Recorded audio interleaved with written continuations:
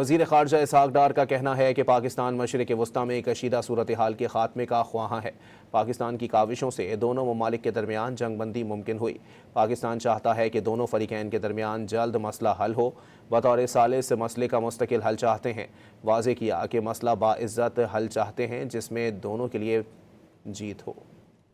We as facilitator and mediator try to do a duty for the region and beyond. What did we achieve? At least even before the negotiations started, we managed to convince for a ceasefire. So the ceasefire later on was extended, and a third extension, second extension and a third extension.